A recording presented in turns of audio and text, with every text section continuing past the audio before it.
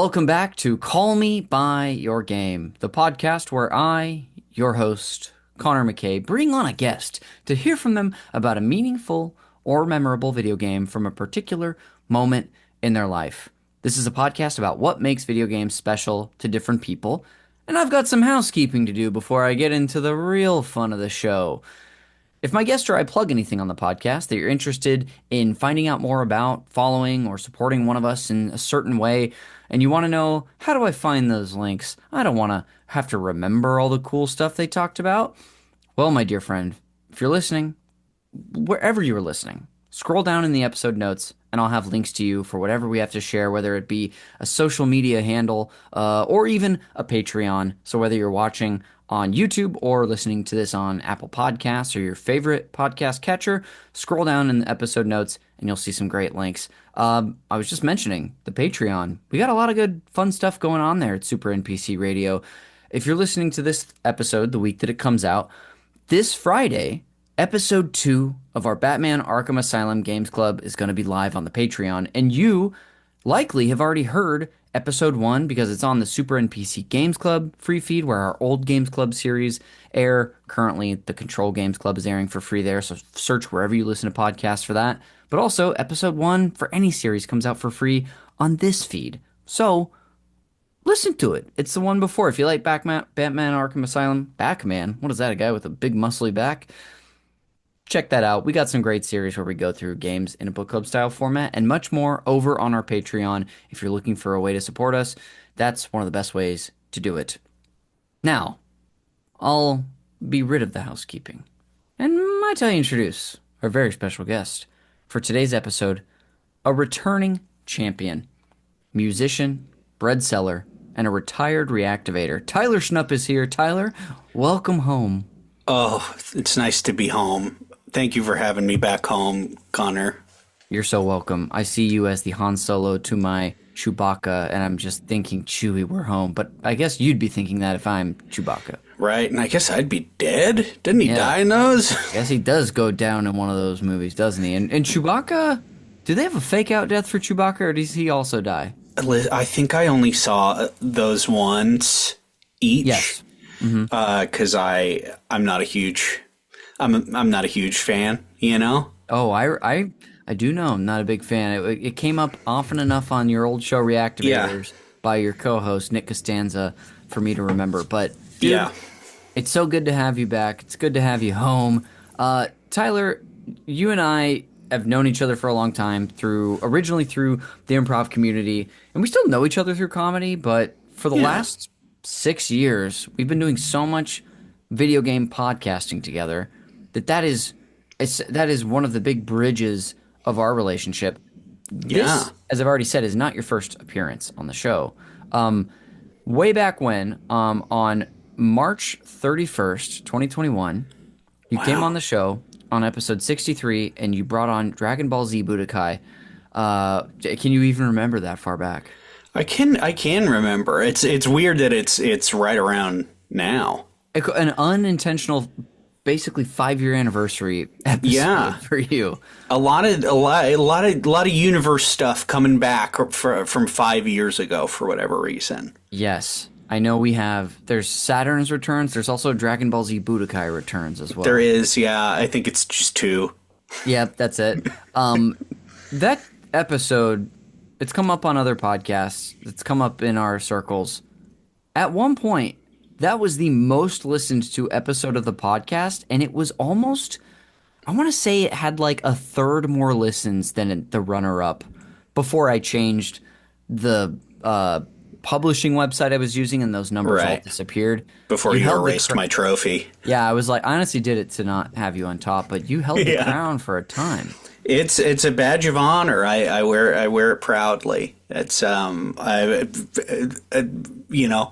have no explanation for it.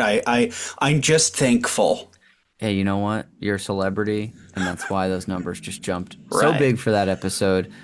I remember having you on. We already knew each other pretty well at that point. Yeah. But I remember having you on, and you talked about going and playing that game at your friend's house, and his mom would make you guys dinner, a certain cuisine.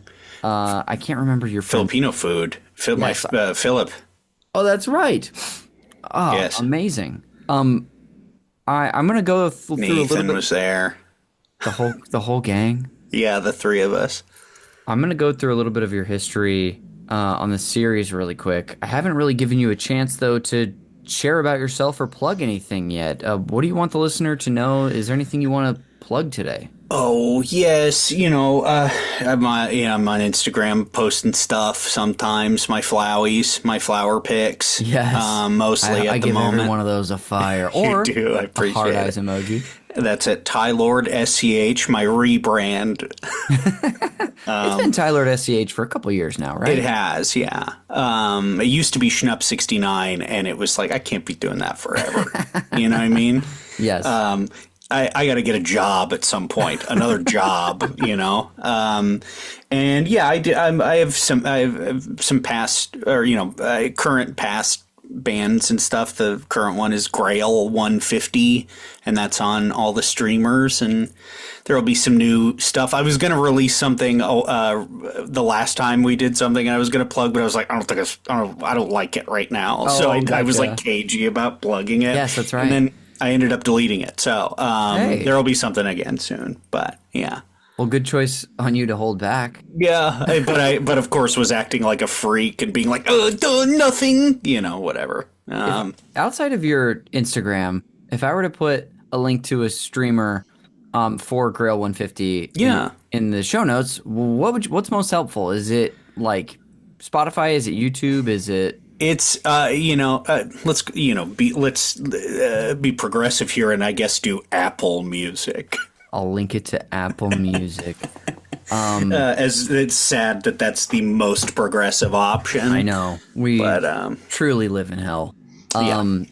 Well, awesome, dude. But I've got just a little bit of history to recount for you. And I have to say, I come to you on this episode. When people return, I like to go through their history of Call Me By Your Game appearances. That includes the co-op series. Oh, yeah. And I come to you today carrying some deep shame. Tyler, I'm going to just say, I have not had you on enough co-op episodes as I look down this list. Yeah. Okay. I'm telling you I haven't. The other 3 episodes of the podcast you've been on, 4 in total if we're including, actually this makes 5. Oh, wow. The co-op episode 32, where we discussed Kirby and the Forgotten Land with July Diaz and Anna Garcia. That actually, I think just a few weeks ago a month ago came out on the free feed because I've started releasing those. So, awesome game, awesome episode. I had so much fun talking about that with you guys. I think I played it like a year after all of you. Speaking of Kirby, this is a sidetrack or a tangent. Have you played Kirby Planet Robobot? I have. Stumbled over the word. And I was thinking about that because this is all around 5 years ago stuff. Well, not quite. Yeah.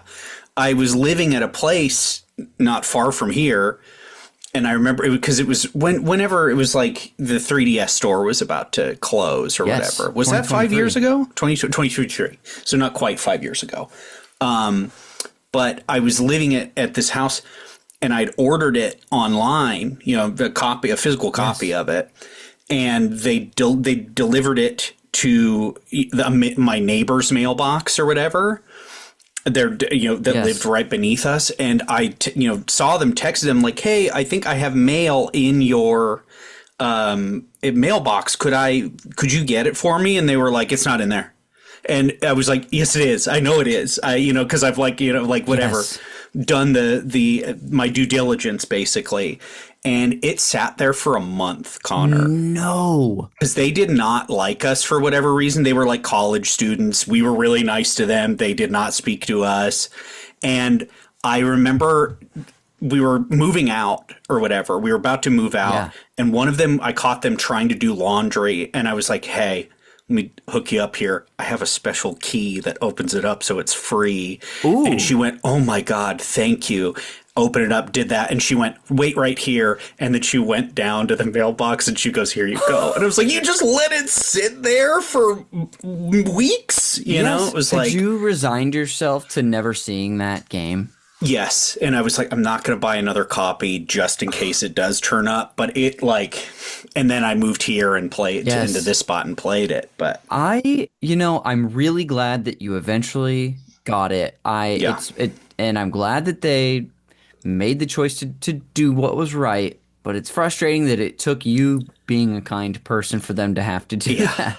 yeah. I taught them how to steal laundry. Yeah. And that's and here's a pro tip: you can get those keys on the internet. So if you live in a building, so Oh, well, I asked you about that because I would say The Forgotten Land is probably my favorite Kirby game that I've played all the way through. This one, however, yeah. Planet Robobot, I'm playing through it currently on this freaking beautiful 3DS right here. Oh, that's nice. Is that an XL? It's an XL, a new 3DS XL. My parents actually this isn't shameful. It was just very nice. They got me Planet Robobot this year off Yeah. an eBay auction for Christmas because it's not expensive. No, it's not. But it was like they jacked up the price when I bought it, so I Yes. think I bought it pricier, anyways. But I'm loving it. I'm pretty great. far into it, and I know I've kept us on this tangent for a while. But I'm on. You might remember in that game, there's that like mechanical structure that like lands on the star planet, and it digs like 4 or 5 like little of its legs into it, and you have to basically defeat all the worlds in the legs. And then once you Right. do that, you go into the center of it. I'm in the center right now. I can't tell you if I'm like halfway through, 3/4, but that's where I am right now. I think you're at the end. Okay. Yeah. It kind of feels like it. It's one of those. It's a classic Kirby thing. They're like, now you're done. Replay it a million times. Yes. like you want to, right? And it's like, well, no, once is fine. Yeah. You know? Maybe in 5 years, but Maybe it's 5 years. the experience has been amazing. I love it. It's great. It does some fun stuff with the 3D features too. But so you were on. That was Yes. back in. I think it was actually like March 2023. So I do a lot of March stuff with you. Yeah, spring is my season. It really is, baby. And then I had you back at the very end of the year on episode 190 on the main feed, where we did top 10 favorite games of all time, part 4. Okay. Also featuring Anna Garcia, also featuring Nick Costanza, 2 people I've already mentioned today. Okay. And then, actually, very recently, in February, I had you on the co-op series on episode 67 to discuss me and my Katamari. Oh, that's right. That was a recent one. Yes. That was fun. It was so much fun. I really had a great time with you. I ran into Mo, I think the next week, and they told me that night you two hung out, had beers, and just traded the controller back and forth of playing I think the newest Katamari. Yeah. We did the Switch transfer of Yes. digital whatever, Oh, cool. which we've done for another game. Something I wanted to play. I think it was Mario Kart World, because I was like, not convinced yet, Sure. or whatever. It's a Mario Kart. I should have just bought it, whatever. But I played it and I beat most of the stuff, and I was like, that's enough for me. So Yeah, you two and Brendan Bigley, which is a kind of a new acquaintance of mine. You all were so awesome. But here I have you back, and here I am saying with all this shame, Tyler, I'd love to get you on another co-op episode this year if I'll have you. If you'll have me, I'll be there. If you Great. build it, I will come. Great. Yeah. So that's your history on the show, buddy. Hey. We're about to talk about your history with video games in general, from your first appearance on the show up until now. Yeah. But before we do, I'd love for you to tee up what you brought on for the main event later and call me by your game. Please call me by Time Crisis 2. I sure will. Thank you. Timler Crisis 2. I'm excited to hear about this game from you later. I know you're a big arcade head, so Yeah. it's going to be a lot of fun. But we'll do that in the second half. Sure. Since you have been on, first came on the show about 5 years ago. I'm going to start Yeah. with some broad questions for you. Have you noticed any big trends in the way you consume games, whether it be a certain console that you gravitate towards or a style of game that you find yourself playing that you maybe didn't used to? That I maybe didn't used to now. I think I've definitely gotten a lot pickier in what I'm purchasing for sure. Oh, great. That it doesn't necessarily matter between. I mean, I got this Switch 2 now, and I'm kind of mad at it because I'm like, it's like I whatever. It's fine. I like it, but it's not. It's kind of underwhelming, you know. But I'm trying to get some use out of it. I just beat Dragon Quest 7 Reimagined. Oh, great.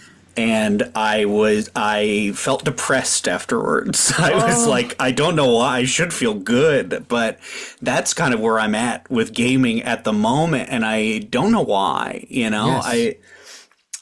Because in 2021, like that was like pandemic still going. I am like anything I can get my hands on, I'm buying PSPs. I'm buying, Yes. I'm just like truly in an acquisition period, video game wise. Yes. And I think until the beginning of last year, tried to keep up with every new thing, that came out. Mostly because I was, doing a podcast at the Yes. time too. So, and I'm doing plenty of these as well with y'all. I was really trying to keep up with it, and I think the beginning of last year, I think I hit a wall, like just like full on, and I stopped playing games for 6 months. Wow. Didn't play a one. Was reading, was just like doing other things. But I think, and that may have been around when Reactivator stopped as well. And Not too far after, I don't think. Not too far after. I think, and maybe I have told Nick this, but maybe not in this amount of detail. I think I got a little like subconsciously burnt out of video games, which was a bummer, but I think that it was just subconsciously, it was just like, my brain was like, stop doing this now before you never like it again or something, Yeah, definitely. And so I had my little break, and then in the middle of last year, I can't even remember what I started playing, but like it's just been gradual, and now I'm back to like moderate, Yeah. That's I great. beat a full Dragon Quest game. That was 80 hours. Good Lord. I know, for real. A week's worth of time. What you're describing, the wall that you hit, is it's relatable for so many reasons. I feel like we could probably talk all day about different other sort of ventures in our lives that we've maybe felt that on, whether it's being burnt out by performing comedy, being burnt out from work. But sometimes that even applies to recreation that we really enjoy, like games. I think Games. before I really came back, I was kind of sick of hearing about you. I'm going to make it about me. Before I really came back, but it applies, I promise, It's good. to games in a serious way, which was at the launch of the Nintendo Switch. There was a 6-month period before that where once it was announced, I was casually playing games, like returning to old favorites, maybe once a year playing a new game in a series I loved. But it was when the Switch rolled around, I became a hardcore gamer again.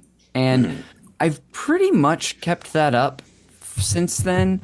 But at the same time, I also don't have the time and energy to try to keep up with everything. Even on like the Switch, there's so many things that have come and gone this year that I think I would have loved. Like I haven't touched Pokopia, which I feel like is something that could be right up your alley. I know I won't do it, and I can't do it right now Because it'd be too much. It would be too much. My rule for this year has been if I buy a game, I have to complete it before I go and buy other games. Basically. Oh, sure. Yeah. I see how that could be helpful. It's worked, but then you miss some stuff, and I think it's okay that I've missed Pokopia because I hear that people are losing themselves in it. So yes, so maybe it's actually. I bet you would love it, but it might be a problem, sort of thing. yeah, and I can wait.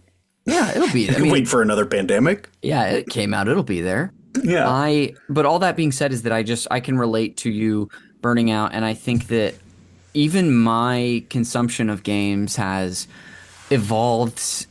Even though I'm doing just as maybe 20% less podcasting that I used to do, Yeah, I still have like homework that I'm always playing. The balance still works for me at this time. that's good. It like I even coming into this year considered doing like I mean I talked about it a little bit on the Patreon, but cutting the co-op series entirely. And I kind of found out that, to get more time back for my life. And I found out that I was already kind of playing stuff that I was going to cover anyway, and it still worked for my like work life recreation balance. So it was okay. But I think if I didn't have this as a responsibility, I would probably there'd probably be a good chance that I could have a period of my life where things become a lot more casual again, like Yeah. it was before the Switch. So I'm sorry to ramble a bit, but it's so relatable what you went through. Yeah, it's I'm glad I did it because I was really it was especially money wise, sort of, you'll just run yourself into the ground with this hobby. Yes, it's kind of one way that I haven't spent too much money is like I think I've bought one new game this year, which was Resident Evil 9. See, that's my next game I'm buying. Hey, and dude, I mean, if you're planning to play it on the PS5, why don't you just borrow it? Hey, I would love that actually. And that's free. And that's free. That would be cool. It's on the list, and the evolution of stuff that I'm would like to play. Unfortunately, Pokemon's in there, so I will have to play that at some point. But I like the aesthetic of a fighting game, any of them really.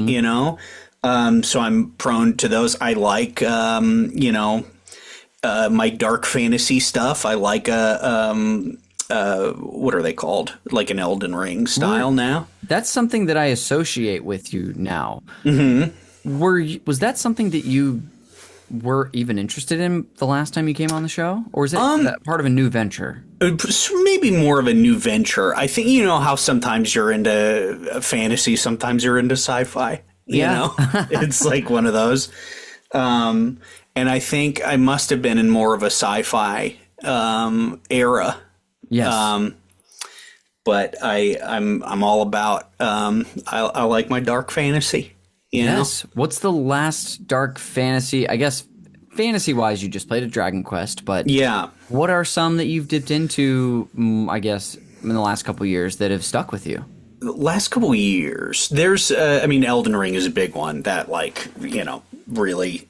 I poo-pooed it when it came out because I was not good at them, and it was funnier to make fun of it, And then when you put the time in and you get good, as they say, it's like, oh, this is the best. Sure. I'm playing one now that's like there's an old anime, a 90s anime called Record of Lodoss War, and they made in 2023 they made a Metroidvania style game that is just like with one of the characters, the elf lady. And I've been playing that just like a little bit, in between that and Skate 4. That's another style of game. I am addicted to the feel of a skate game. So I will... if I have nothing to do for an hour, sometimes it's just nice to move my thumbs in the way of a skateboard would or whatever. Absolutely. Did you dip into, this may have been like right around the time of your video game sabbatical or just after that concluded, did you dip into the Sword of the Sea last year? I did not. We actually ended up covering it on a co-op because it was on PlayStation Plus, and I don't subscribe to that. I dipped in for the month to play it because it was cheaper to pay $15 for the subscription, $25 for the game, which is probably not a polite thing to do for a developer, but I did it, and that game, it's not. That is something more in between like an SSX Tricky and a skateboarding game. Yeah. Than it is a more traditional skater. And I even know that like the skate series is a little more simulation than like Tony Hawk is to the arcade style. Sure. But I would argue that it's to zip around. It is. It's nice. It's sometimes you just need that. One of the last games I bought and was doing that with was that like whatever the Jet Set Radio, yes. the spiritual sequel one was, and I was kind of disappointed with it. And I was like, why did I spend money on this? But it looks really cool, and I think that is more than half of the appeal of that. So. And no disrespect to that game, Sure. I liked it. I was just I was underwhelmed in general at the time. So maybe I should revisit a game that as far as fantasy stuff goes. Of course, we can't go on without talking about Baldur's Gate 3. Yes, I mean is this not the origin of Tylord? It is, yes. Okay. No, is my evil character, my evil counterpart, Tyler Schnipples. Yes, that's right. An evil drow. And in fact, I'm going to be playing that later tonight with our friend in the Discord, Stony Tree, I guess, in the Discord. But yeah, one of old the JT. great commenters of our day. Yeah, we try to play once a week. We're going through the whole campaign, so it is kind of like playing D&D, and we've been doing that for a couple of years now. That's awesome. Will you two hop on a voice chat and do that? Yeah. We'll call on the phone or whatever, Cool. and then catch up for like 2-3. We don't do it every week because sometimes stuff gets in the way, like a real D&D campaign. So, but it's really nice. It's nice to keep in touch with him, and we're at the end of Act 2 basically. So it is like we put a lot of hours into it.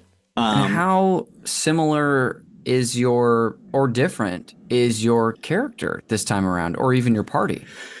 This one is I'm of course a halfling warlock, Of course.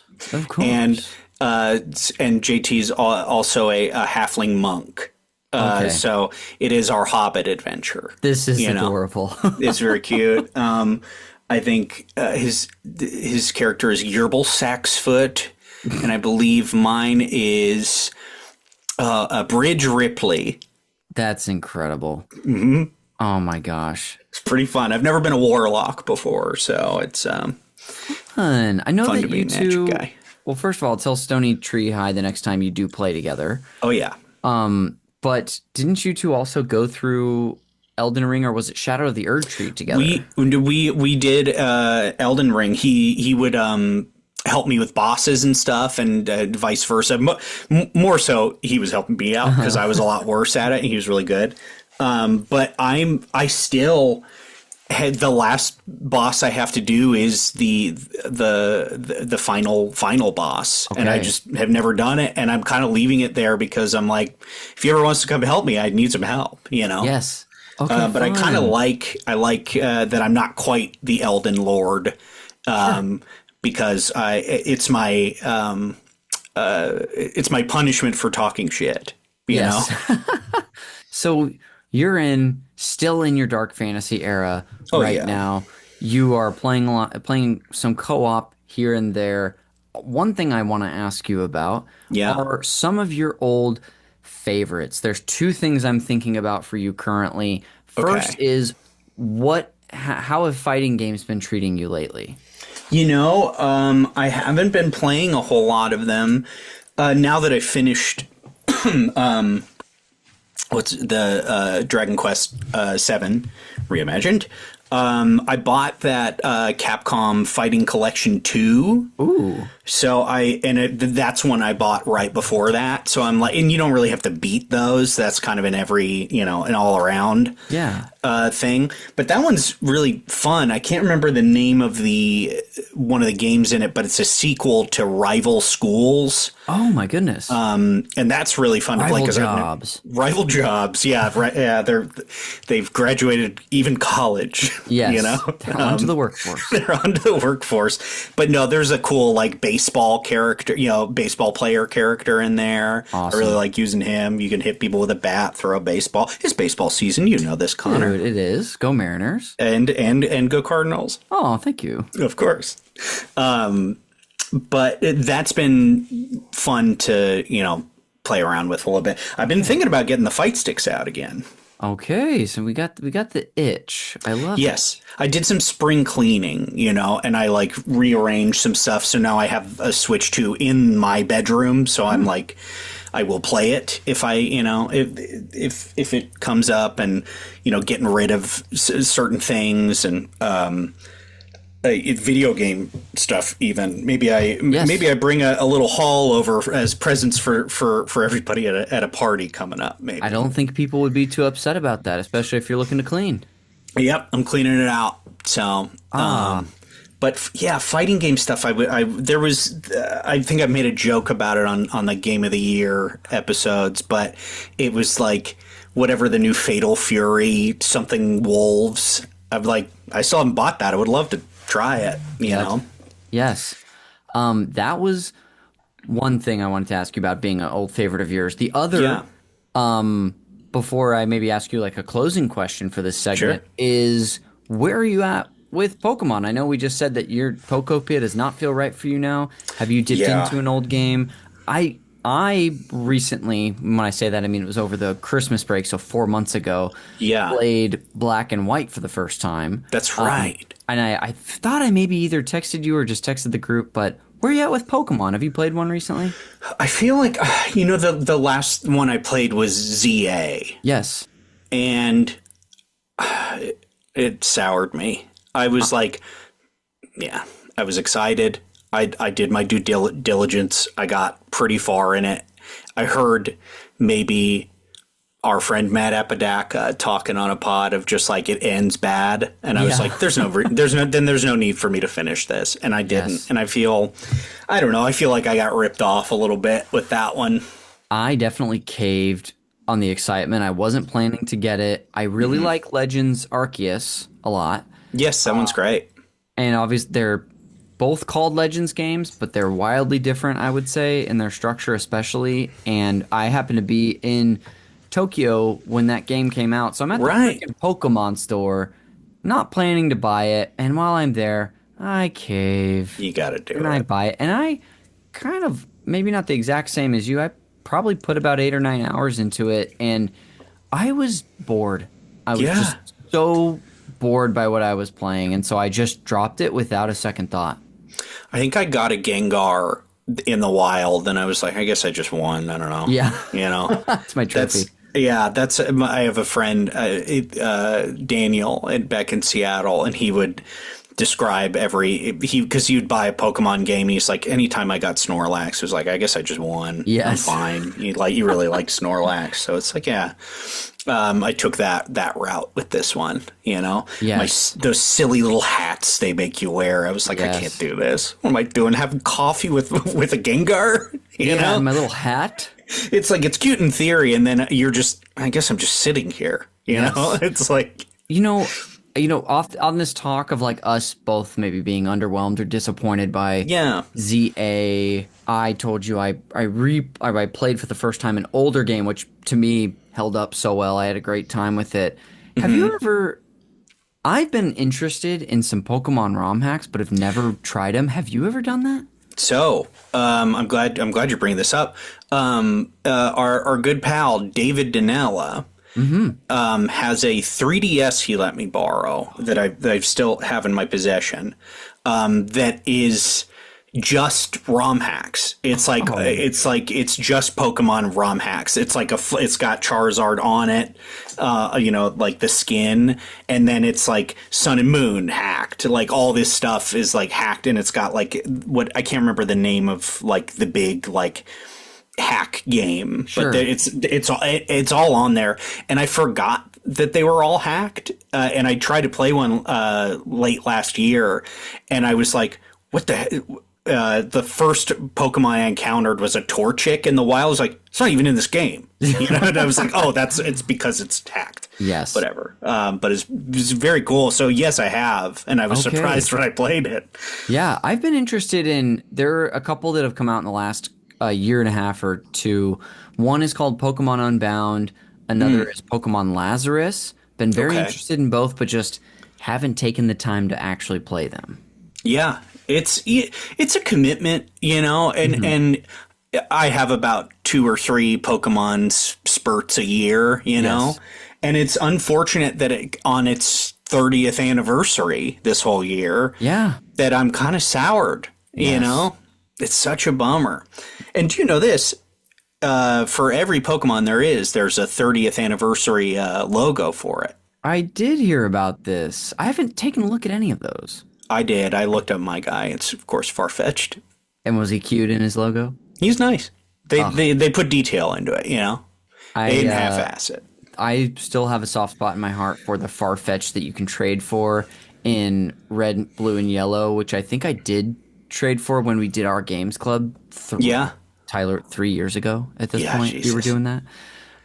Speaking of which, there was a chance that obviously it didn't happen that we were going to be covering one of 3 different DS RPGs for the first quarter of this year, and if Pokemon won, I was going to fight tooth and nail to get you on, but Pokemon didn't win. We covered frickin' Fire Emblem, so That's maybe okay. I still have a hope to cover Gen 2 in a games club, even though the patrons have rejected it twice. Yeah. They've said no to it 2 times, but Jeremy and I have a little trick up our sleeve that we might pull at some point where we pin 2 games that have been rejected twice together that we really want to cover. So Yeah, hey, that's how you do it. you and I are going to talk Pokemon again in the future. I would love to. It's, I like when it comes up. I like when I'm in the mood, you know? Yes. And that'll get me in the mood no matter what. And just to go back to Farfetch briefly. Yes. He sort of started his dark fantasy era the same time sort of maybe I did when he became Sir-fetched. Yeah. You know? Yes. You two are you're going through it at the same time. Yeah, it was maybe a little before, but he beat me there a little bit. As he always does. He always has to one-up you. Hey, that's why he's the best. Far-fetched. Last question for you. Yeah. Before we head to a quick break. Has there been another game you've played? It could be recent. It could be in the last 5 years that you have not brought up today that you want to give a little shout out to. Is there? And it could even be something you've been playing recently or not. It's up to you. I'd love to say a samurai game, you know? Because that's also, I like doing that. I liked Ghost of Yotei. I think I was pulling for it in this past games club. And it's just nice to be in like, you know, a Western samurai thing, you know? Yes. For whatever reason, you know, I'm in a Samurai Champloo mood again. So, and they have that mode in that game where it's like the music is like Samurai Champloo, and that's how I played the whole game. And then I ended up buying it on Blu-ray, the series. So, wow. Yeah.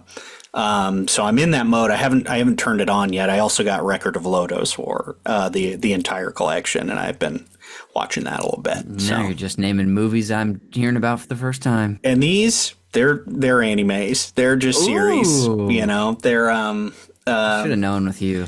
I'm trying to get my physical media back. So I have my 90s and early 2000s animes that I've got my eye on. Awesome. Yeah. Well, incredible, dude. We got some samurai stuff at the very end there. Tyler, thanks for talking to me about, you know, a little bit of this, a little bit of that of your recent history with video games. Of course. We're going to do exactly what I said earlier and take a quick break before we come back and talk about all of things Time Crisis 2. So, Tyler, I'll see you on the other side. See ya.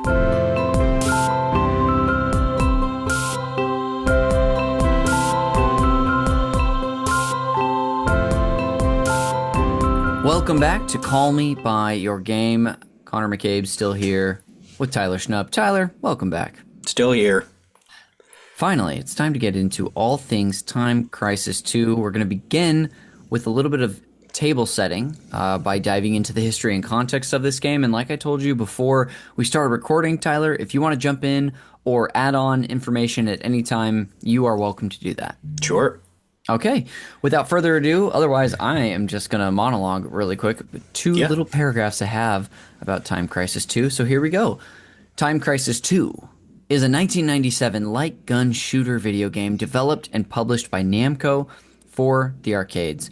It is the second installment in the Time Crisis series, and the game incorporates the same mechanics of its predecessor with some minor changes, but with the addition of cooperative two-player gaming.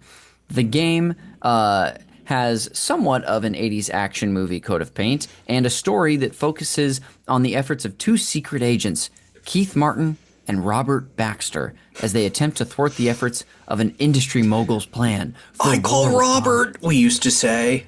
I want to be Robert. The game was eventually ported to the PlayStation 2 4 years later in October 2001 as a part of a bundle to coincide with the launch of the GunCon 2 controller, which with enhanced graphics and additional cutscenes to the game as well. Ports for the original PlayStation and Dreamcast were canceled during development, and the game received mostly favorable reviews for the arcade and console versions. A sequel, Time Crisis 3, was eventually released in 2002. Tyler. Yeah. Do you have any other info that you want to share setting up getting into your journey with this game? Not necessarily, other than it's I think that one of the reasons I chose this one, or was at least on my list, is that I do think that arcade games, cabinets, all that, kind of underserviced across the pods. You know what I mean? 100%. I can name on probably one hand the amount we've discussed, like the Simpsons arcade game. There was an X-Men or Captain America game that I think Nick Mandrinock talked about. There was an arcade game. They are very limited, so I'm so glad we're getting some representation today. Because, hey, Tyler, I've said it before, I'll say it again. Representation matters. And shut up about it now, because you say it too much. I know, all the time. But I'm glad you're bringing it on. Yeah. Let's get into your history. Go ahead, sorry. Well, as a child of divorce. Biggest cheer, spiking listeners. My dad was single dad for, early part of my childhood. It was either movies or arcades, and it's because he liked both as well, so we were going to arcades all around Southern California all the damn time. A lot in Long Beach, or some in Long Beach. Like, I just think there was like one, but the place we used to go all the time was the Block at Orange. Are you familiar? Ooh, no, I'm not, but I assume it was in Orange County. Oh yes, the city of Orange. And Connor, I think you are familiar with it, because they at the Block at Orange, they have, they got a Vans store that has a skate park. You used to go, take me to go watch all the skaters. But they also have the Virgin Megastore, the same Virgin Megastore where Borat sacked Pamela Anderson for the movie Borat. Oh my goodness! So I guess I am familiar. Yeah. Wow. Oh, what a great I used to spend quite a bit of time with just me and my dad in the early on a weekday, whenever I'd be seeing him, for like the summer or something, or like, whenever his days were. I'm imagining the Block at Orange too being sort of one of the, Southern California kind of outdoor mall. Oh yeah, it is. Absolutely. And they had, arcade that changed different names. I think they're all like Dave and Buster's now, but like it was like a Boomers or something, it was like whatever these, there used to be a cool arcade, because he'd take me to some in like Huntington Beach, when he moved over there, but Bullwinkles, let me tell you. Oh, yes. I missed that spot. That's a restaurant, right? It was this Bullwinkles in particular, it's just such a dated thing, even for then, because like Rocky and Bullwinkle, they really tried to like bring back. They did. For a young audience. And then it was like, it didn't really catch on. And then now it's just nowhere. But it was like a mini golf and like arcade place. Okay. Gotcha. But it was really cool. But so, we would go to arcades a lot, and that's where, sometimes bring a friend, whatever. I think the shiniest of all of them were any cabinet with a gun, specifically. Yes. Because it's like, whoa, you could shoot it, whatever. But I think Time Crisis 2 was definitely the like especially when that was coming out, when those were kind of new, it's like that was the shiniest one. That was like I gotta be an anime guy shooting, you know? Yes. So basically, it's like, and then of course your kid people, of course, are like, I'm the red one, you know. You're doing that. I've always, of course, was the blue one. That's what I was most comfortable with. I didn't want to step on anybody's toes. Yes, I was the red gun one player for player one. Okay, that makes sense. Yes, it's left, and I'm player two. That's fine. You're like, I'm submitting, whatever. I'm submitting, you know, it's fine. I'm more of a player two kind of guy anyway. Even with my dad, it's like, no, that's fine. You do it. No, but they out of all like the shooters, it was also the coolest one because there was House of the Deads were also very popular. Those are, have you ever played one of those? Yes, definitely. There's the nice thing about Time Crisis is it has the little pedal you step on to where you like come out of hiding and then you let go of it to reload and hide, which is nice because in all the other games you have to, you shoot off screen to reload, but you couldn't block. They wouldn't block you. So it was it was like a new style of gameplay. It was like, I can also cower over here while my friend kills everybody or whatever. It's a whole mechanic. You can actually like avoid stuff now, even if you're not mowing the enemies down as quickly as some. Before I forget this, because there's a clip that comes out. I've only seen it the past few years. It must be a few years old clip, but there was a shooting game that was like cowboy themed. I'm curious if you've ever seen this video, but I remember being a kid and playing this and having the exact experience that the people in the video were having, where it's like, it's a cowboy guy like training you to shoot and he's throwing a bottle in the air and it's so hard to hit it. It's like impossible to hit it almost.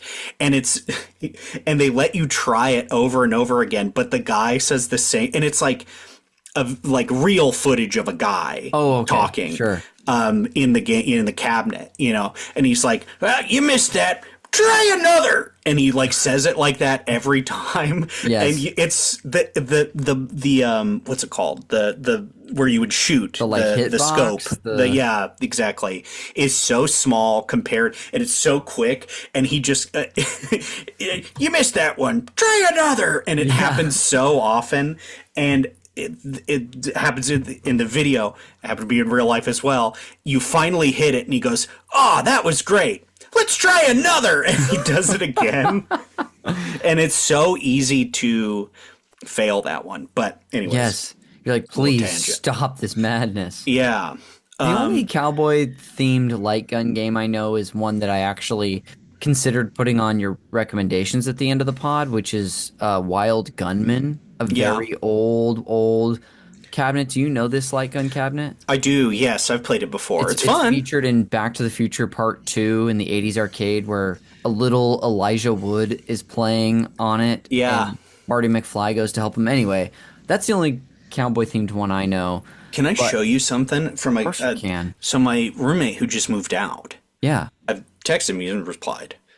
He also didn't pay me his last bill, so are you serious? This is my. It's like whatever, you know. Man! But he left this. Why does this happen to you? It's okay. He's a nice guy, but he left this. That's from an old arcade cabinet. Oh wow! It's Black Tiger. It's Black Tiger, but it's very much in the dark fantasy stuff. That it looks like it could have been like maybe a beat 'em up, like or something. You can buy it for like, Switch and stuff. It's like a $2 game or whatever, but it's like a side scrolly. Okay. Not very fun, but kind of cool. Yes. Anyways, I'm a big fan of arcade culture and stuff, I suppose. Of course. We were, we're pretty much the exact same age. I think we're born the same year. So we got to experience maybe the last throes of the arcade sort of heyday. Yeah. As kids, I remember going to them, but it quickly faded as something that we did, and maybe shortly after it as a common third space or whatever, they just weren't able to survive as much as the home console market got way better. Exactly. But oh god, the first time did you ever see like the big Marvel vs. Capcom 2 machines? Oh, sure. Ooh, when I was very small and that thing was huge. Ooh, even my dad was like, "Look how many guys!" You know, this is awesome. It rocked. That I have good memories playing at an arcade. Bring it back to this. There are barcades in LA. You know there are. Do you know we've that been to at least one together? Round one is where we've been. Round one I love. That's where like the mall kids are coming back to and playing like DDR or the equivalent of that now, and like all the Guitar Hero style games, all the rhythm games. Basically, you go there on a weekend, these kids are going nuts. Yes, they are. You know, it's really cool to see, and I had to stop going to round one by myself. Yes, because I was. Entering my 30s, and it was like I can't be doing this anymore. I can't be going here by myself anymore. The lonely guy at round one. No, to play the friggin' Initial D driving game. Yes, you know, I've played a lot of stuff at that place because I think I've been maybe 5 times. I've been a bunch, and can't recall. I want to say they don't have a Time Crisis 2 there. No, but where they do have one is the one in Highland Park. Really? What's it called? I think it's just called Barcade. Am I wrong? I think you're right. Yeah. It's, yes, I've been there one time. They have a ton of different machines there. They do. They have a Speed Racer machine there. It was crazy. It was really cool. So you may not be familiar with the guy. The Time Crisis 2 guy. I was wondering if this would come up today. Yeah. I have seen this man in person, and I know that there's a documentary about him now. Is there really? It's on YouTube. That's cool. Someone made it like 2 years ago, yeah. Oh, what a treat to see that guy. For those who don't know, it's a guy who brings his own gun holsters. Yes. Just the holsters. Yes. And he brings them, and he uses both of the guns and plays, I guess, the entirety of Time Crisis 2. Yeah, he plays first and second player, so he's playing both Keith and Robert, and he wears his outfit every time. I think he's in like a white button-up shirt with a tie and slacks. And yes, he puts the guns in. He makes a whole dance and a show out of it. Yeah, it is. I saw him with my own eyes earlier, a couple months ago or whatever. Yeah. Our good friend Ivan No and I were at a birthday, and he was like, "Check this guy out," and I was like, "It's him!" You know, I knew who he was, and he was like, "I've been trying to get a video, but don't want to, be too obvious." So I was like, "I think he likes that." I think that's what he would like. Yes. Yeah. So I think you'd be fine. But it's always a treat to see that guy. I don't know the game outside of the first level that intimately. You know, the first level I could do with my eyes closed. I know that's, it's a shooting game, but that first level, I can do. It's my favorite thing in the world is just to do that first one. Yes. I can't remember how many levels there are, but there's not that many. There's like maybe 3 in I don't know, 3 or 4. Sure. Maybe 5. And I've beaten it only once, like with a buddy. Really? I think. Do you remember when and where this was? It might have been at the other barcade over here that's no longer there, which in Echo Park. Why can't I think of it? Button Mash. Oh my gosh. RIP for the last year or so. Yeah, it's such a bummer. That place was so close and cool and cheap. It's such a bummer. But yeah, and I can't remember a thing about it. I was also drinking, so it's like, it was just fun to shoot a fake gun, you know? And of course, was I blue? Yes, I was. Of course you were. I wouldn't have it any other way for you. Thank you. Thinking back to maybe those earlier days where you were growing attached to it, was it one of many machines that you wanted to play at the arcade, or were you drawn to it consistently? What was that's always drawn to that first. Okay. It's also, it was like a premium game, especially when it came out. So it was like expensive to play, and it's like, That's the other thing is if you're a kid, you don't have much money. You're only given the quarters your guardian has given you. Yes. You know. Also, it's it's in a way. I did not grow up religious, but I remember being young and a kid explaining to me what hell was, and him going, "It's like there's a big meal in front of you, but you're not hungry and you can't eat." And I immediately was like, "It's like being at the arcade." It's like I have. There's all these beautiful things I could be playing. It's like dark, and I'm usually there in the middle of the day with my dad, and it's like there's nobody around, and I can't play any of it. You know. I already wasted $2 on a machine that ate it and I couldn't do anything with. But it's a comfortable hell, you know?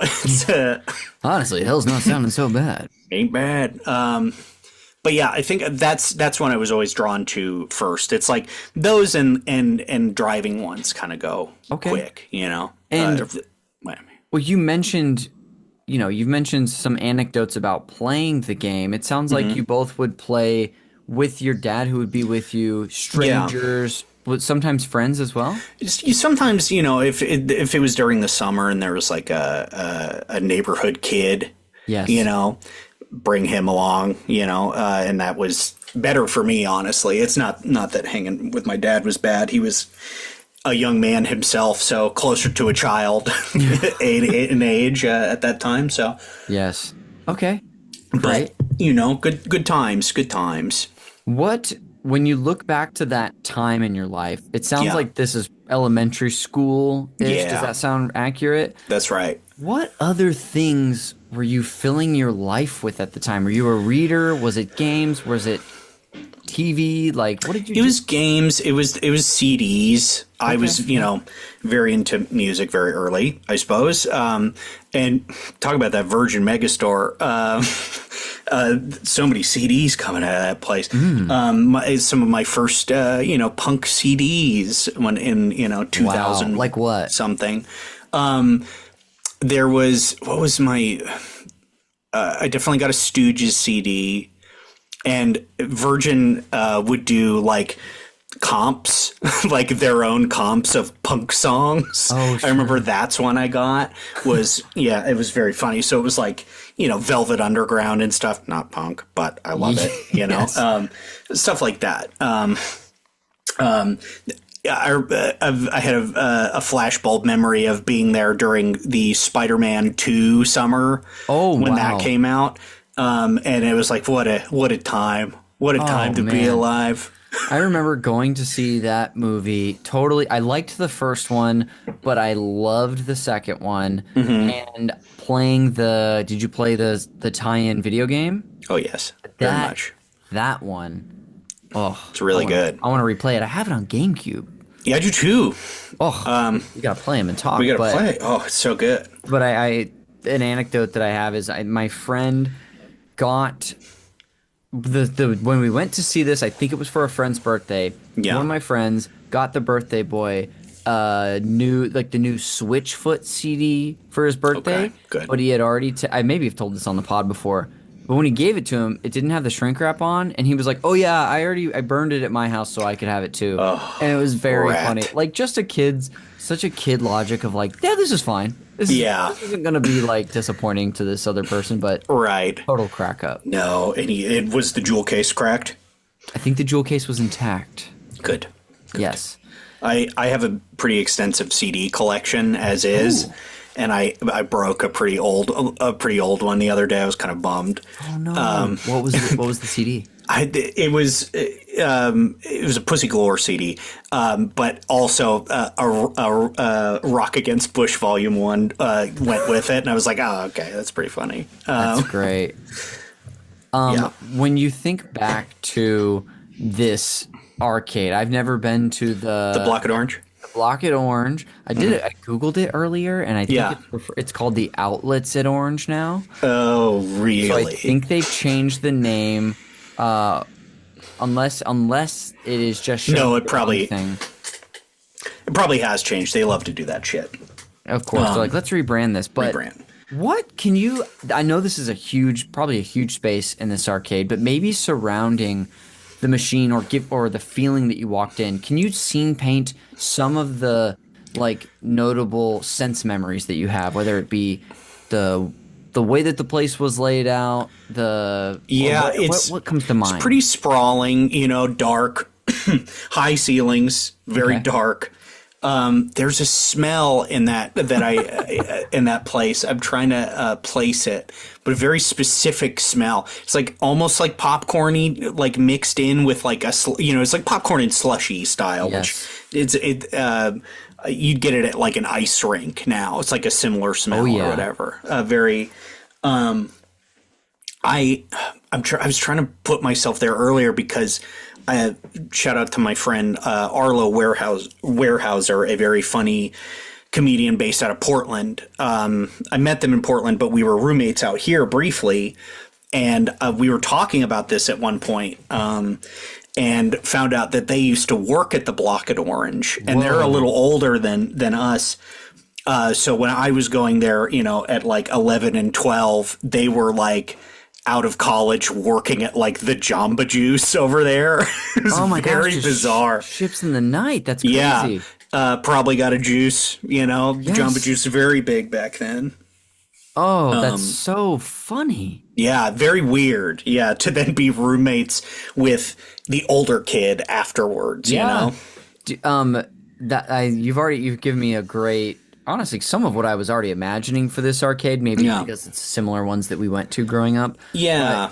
Do you have any hyper specific memories either from this arcade or just this time in your life, like an event that happened that comes to mind? I'm trying to think, because it's a lot Did you of have birthdays there? they used to. This one was like one that me and my dad went to. It's like not one that I ever went to a party. This specific one that I'm thinking at the Block and Orange, it was like kind of just a me and him spot. But I do remember a very specific corner with all of the light gun games. His favorite one was the Terminator one.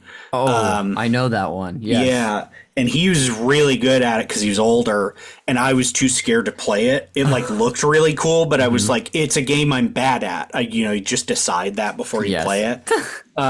So I remember only playing it once, and then him being like, no, okay, let me do it, like whatever.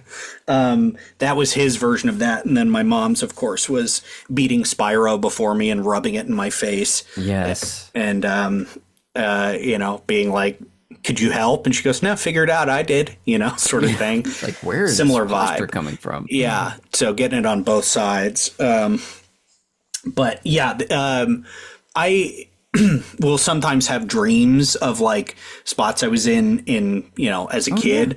One of them is like a grandma's house style situation. Another one is this wing I can remember from this arcade in my mind. So Okay, wow. very strange. So sometimes I'll have dreams where I'm hanging out there. It's so bizarre when your brain decides it's the time to take you back there, even if it's brief, whether it's in your subconscious or daydreaming or sleep dreaming. Yeah, it's weird. It's very, very strange. But I was thinking about that a lot. Okay. Yeah. You said that this was one hobby that you and your dad shared, was going to this place together. You also said movies was one. Yeah. Do you remember like a movie you went to see together in this era, or that you maybe would have seen? In this era, yeah, I mean, it would have been like, it was, Spider-Man 2. It's like, must have been like Clone Wars, I remember, was Sure. a big one around that time. Similar timing, at least. And then us going to that. And that was back when like all the theaters were like packed to the, you had to like, it was the first time I'd ever seen a theater get like that, where it was like, we can't get tickets. It's like, what do you mean? It's a movie. We have no problem going to the movies ever. And now we do, Yeah. And then you see all the people dressed up outside. I definitely remember seeing folks like that around that, like seeing that for the first time. Yes. In era, and you know, I hate to bring it back to Star Wars, of course. But I know. I was a little surprised to hear it. that is my favorite one, Clone Wars. Sorry. Incredible. There's a this is a tangent, but there is a great Star Wars podcast that I've only listened to the beginning of because it's called A More Civilized Age, and the goal of the podcast was to cover the Star Wars Clone Wars TV series, which apparently is very good. I've never watched it. But, I've seen some of it. And I saw it when it aired. Oh, really? Yeah. Okay.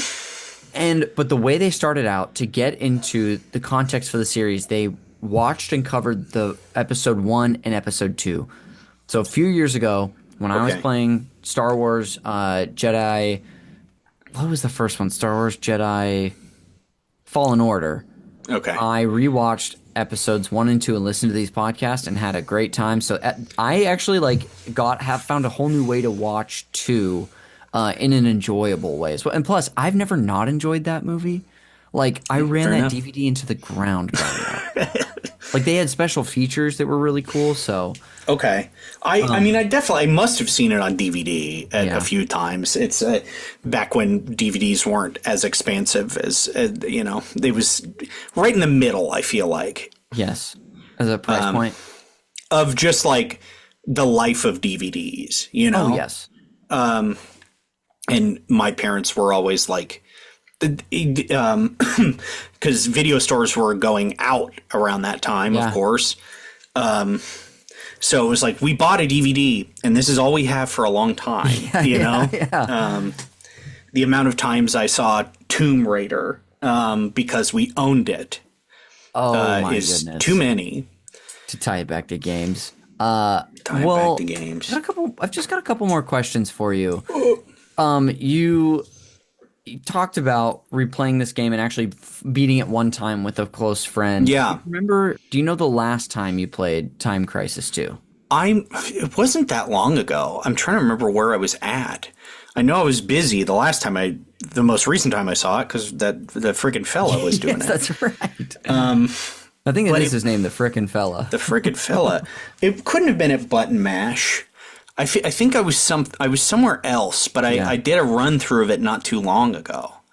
Maybe it was at Button Mash. I really hope the next time, I don't know when we'll be in an arcade together, but I want to hop on the red controller with you. Oh yeah, I would love it. Because this is a game I've played before, and it's a game when I go to an arcade setting like the ones we'll go to, I'll hit a bunch of the highlights, including this. I've never been good at light gun games. Yeah. But I do remember playing this at our arcade park, or really what was it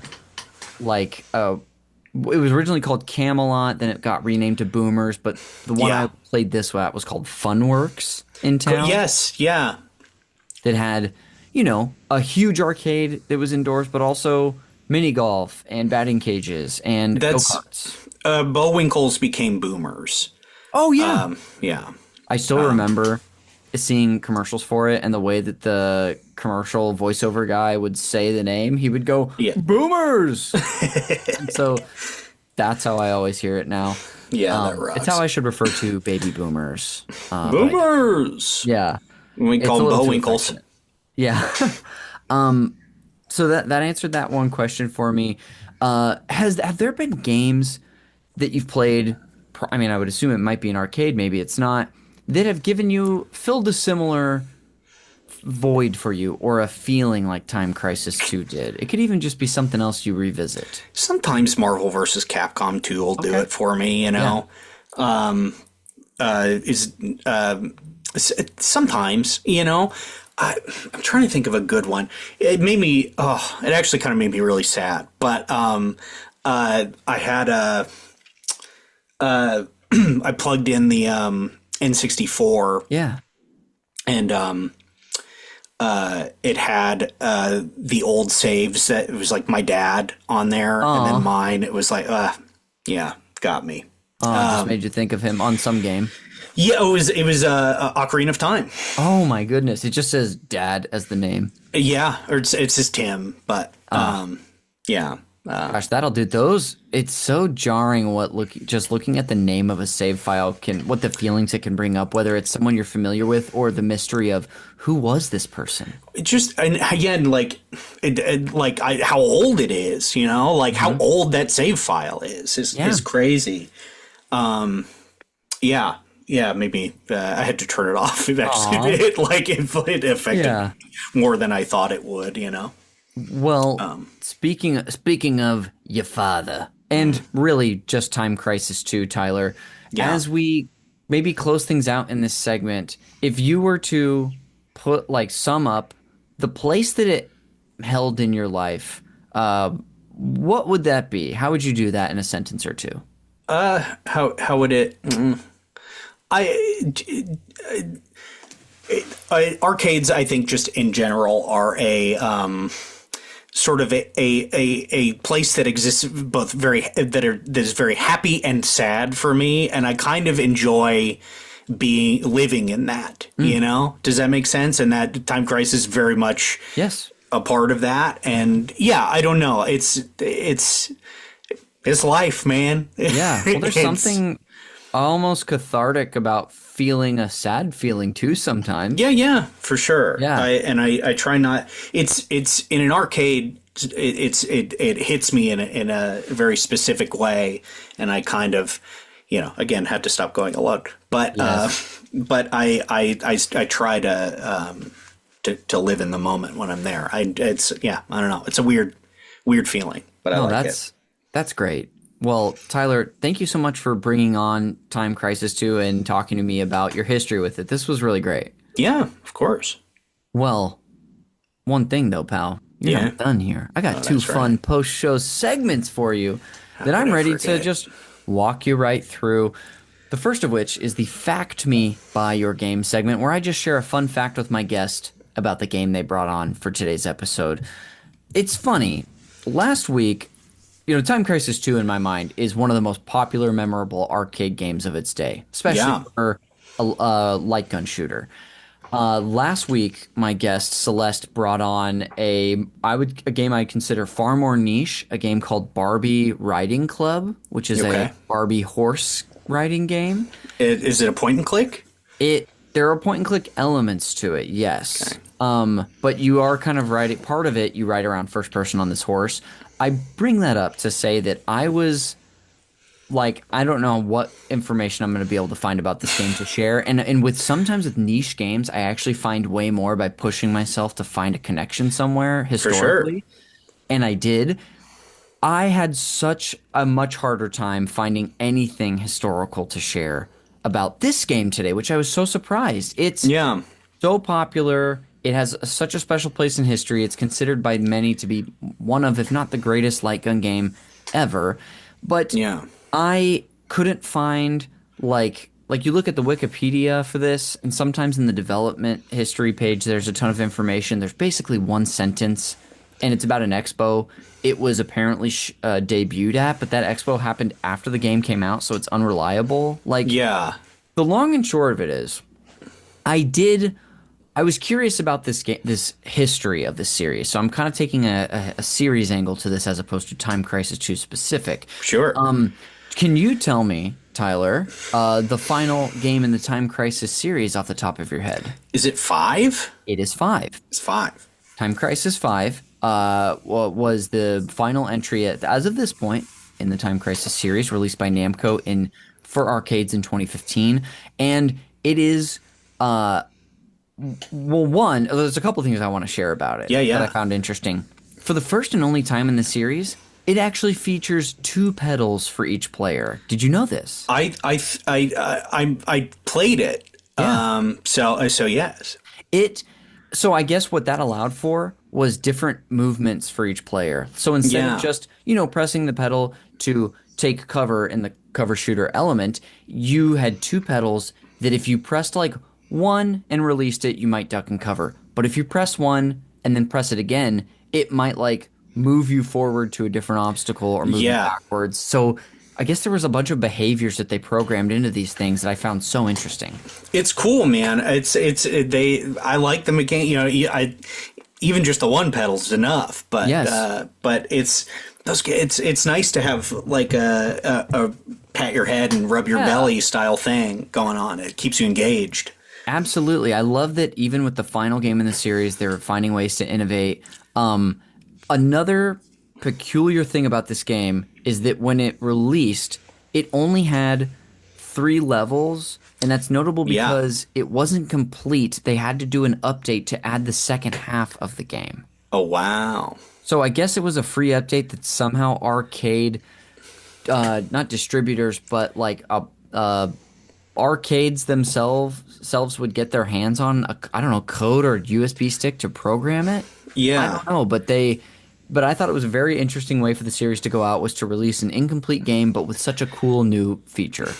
I think up top I was like, I think there's only 3 levels, and then I second guessed myself. There might be 5. Yeah. But I only remember 3. Yes. And in 5 at first there also was only 3. Hey. I've got an article that I'll include in the show notes where I pulled this information from. It's from this website called Arcade Belgium. And this was all from when the game was previewed at the EAG International Expo in 2015. But that'll lead us into the final segment of the show, the game recommendations. Now, yes.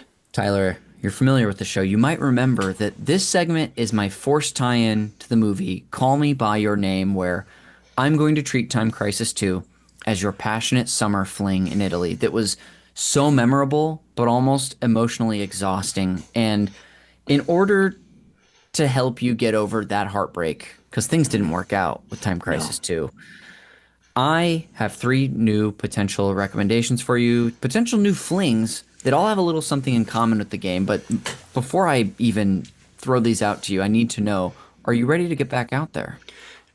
Yeah, I'm willing to be open-minded. A little apprehensive, but I still got a yes. I'm going to take that yes. I've got 3 for you today. Yeah. No light gun games, though. So That's fine.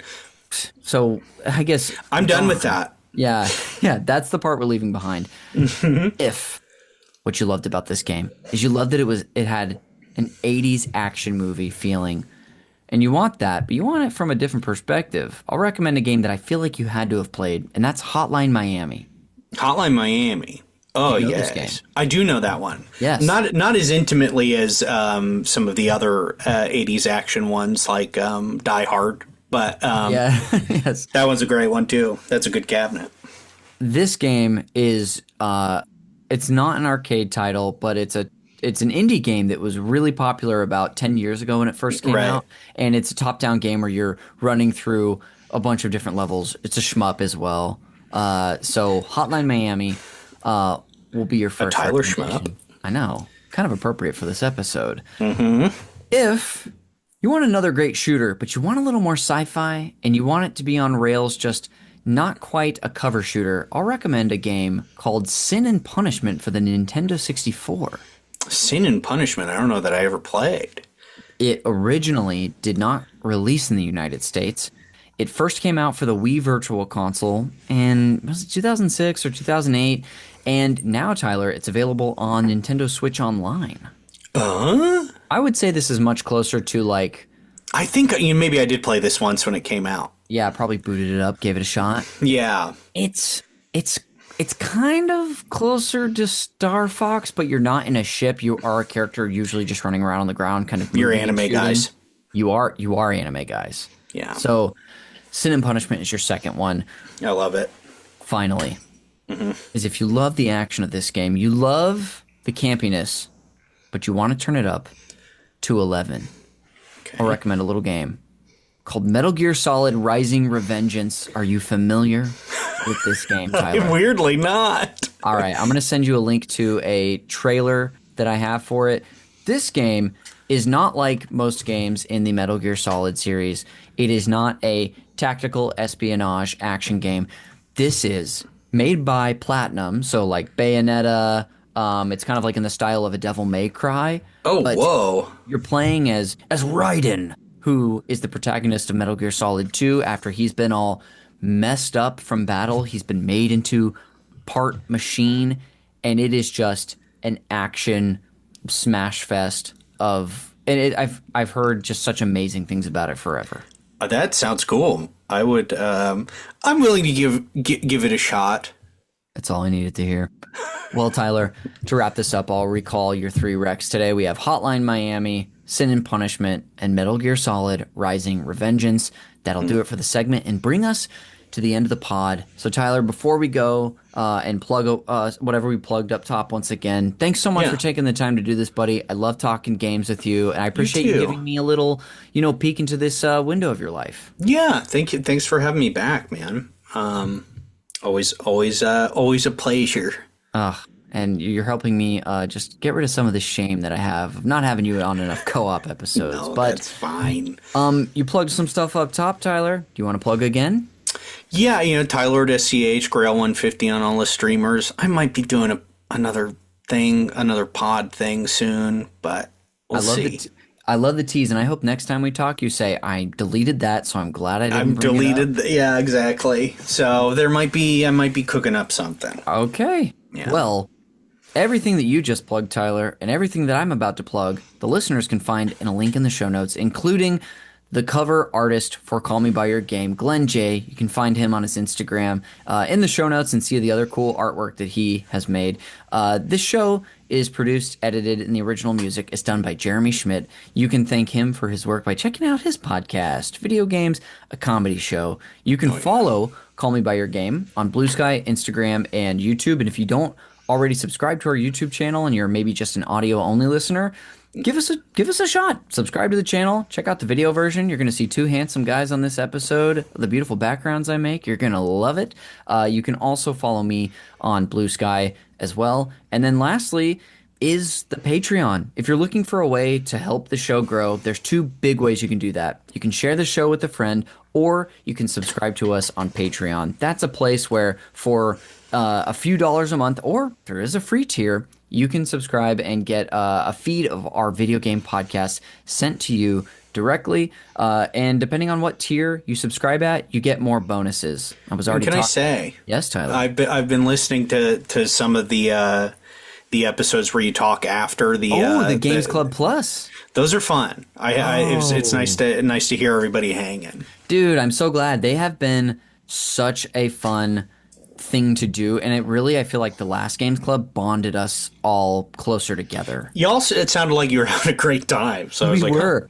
We even got a little spicy on one episode, which we were like, ooh, do we release this? But we had so much fun. Since we just recorded the first Batman Arkham Asylum episode the other day at the time of this recording, we also recorded our first episode of that bonus series. So yeah, that, Who's on that one? Can you shout him out? Yes, we've got myself, we've got Michael McCullough returning, Nick Costanza returning, Kristen Thorson, July Diaz, and then Alex Gaskin is on for the first time. Oh, wow. Jeremy is not sure how much he's going to be able to do, so he's actually probably just going to pop in for a couple episodes, but we look forward to the time where we're going to get Tyler back at some point for some game. But the Games Club Plus is featured at our $10 Engineer Toad tier, but the Games Club itself is at the $5 tier. And if you want to just check that out for free, the old series, about a year in the past, go to Super NPC Games Club, wherever you listen to podcasts. The Control series is airing now, which Tyler is on. And I think when you listen to this, episode 3 will be out by that point. But there's a ton of great series we've covered. So check us out there if you're looking for a way to support the show. That'll do it for another episode of Call Me By Your Game. We will see you on the next one.